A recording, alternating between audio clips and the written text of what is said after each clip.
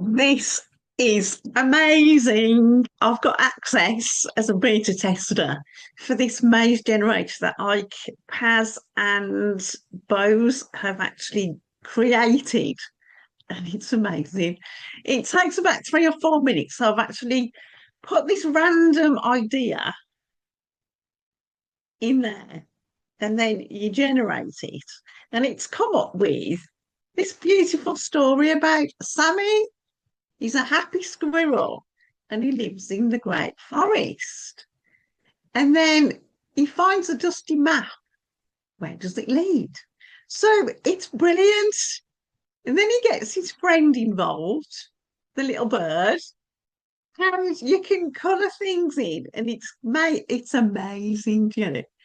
Ah, this is amazing. This is so good. And then when you're finished, you just download it as one single PDF.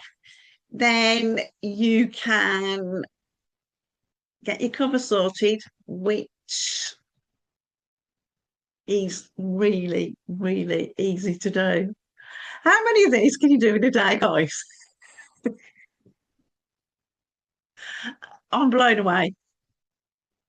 This is coming out soon. I'm going to add a bonus when you get it from me.